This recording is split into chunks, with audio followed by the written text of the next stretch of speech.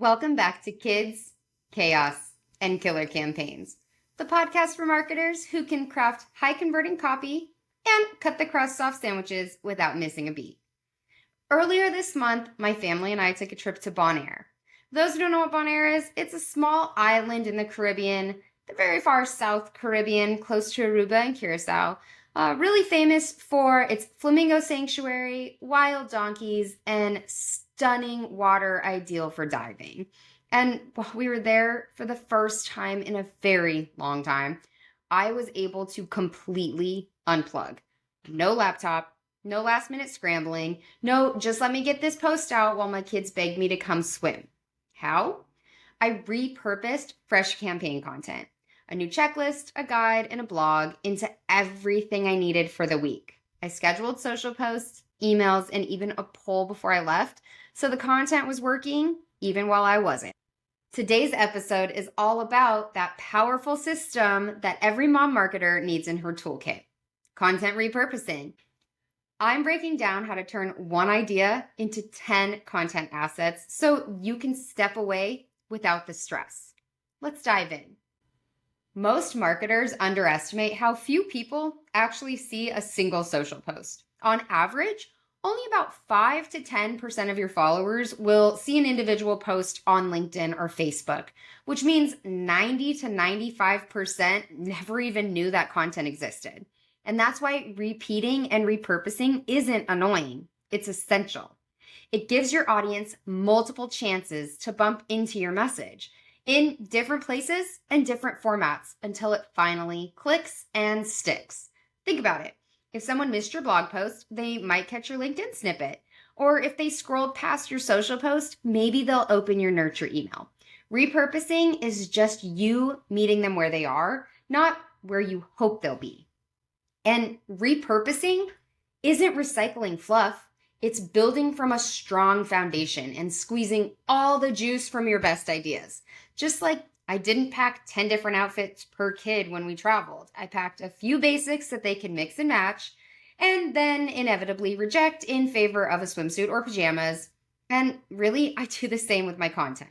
So just think, one guide or one checklist can become 3 different LinkedIn posts, 1 carousel graphic, an email campaign, a mini blog, 2 video clips, and even amazing newsletter content.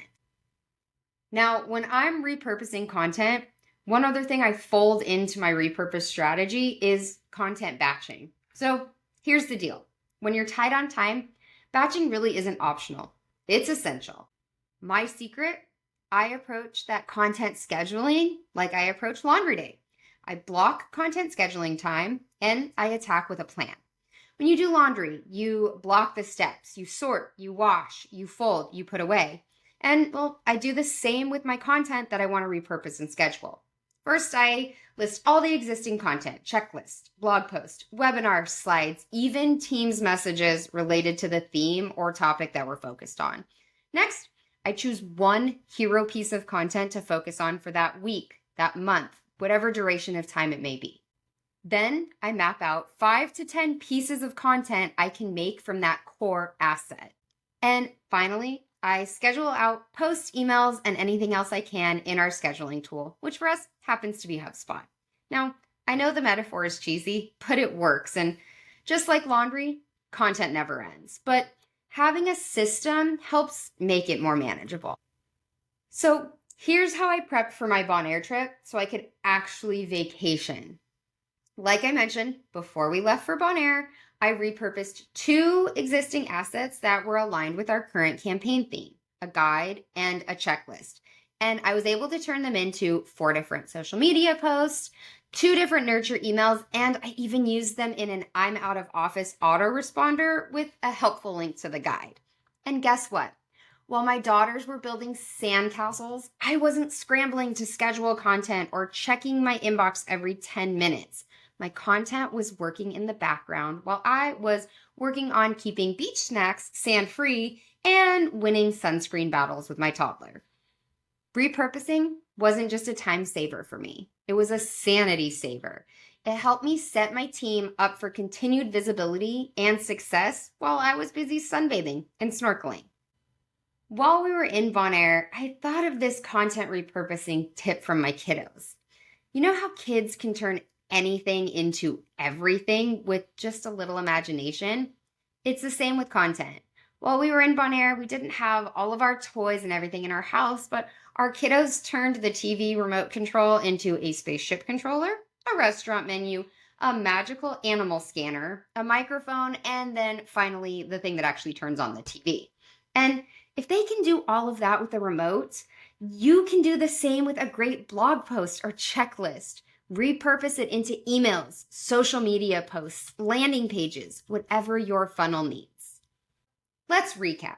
Repurposing saves time and extends your reach. One strong piece of content can become 10 strategic assets. You can use that laundry folding batching schedule to get things scheduled and done. And trust me, your audience isn't following every channel and everything you post. Repurposing doesn't bore them. It helps them remember you. Your challenge for this week is to pick one existing piece of content, maybe a blog or a presentation slide, and brainstorm 5 different ways to reuse it. Don't overthink, just list them. And if you do it while folding laundry or making a snack plate for your kids, even better. Thank you so much for checking out this podcast. I'd love to hear the topics you want to hear discussed, so please drop them in the comments or shoot me a line on LinkedIn. I encourage you to subscribe to the podcast, leave it a review, or share it with a marketer who you think could benefit from these time-saving repurposing tips. I'd love to connect on LinkedIn to stay in touch with this journey. My LinkedIn will be dropped in the show notes so that you can click there and shoot me a connect request. Next week, we're going to be talking about from RSVP to ROI, creating a digital-first event funnel. In the meantime, enjoy the kids, enjoy the chaos, and I'm wishing you all killer campaigns.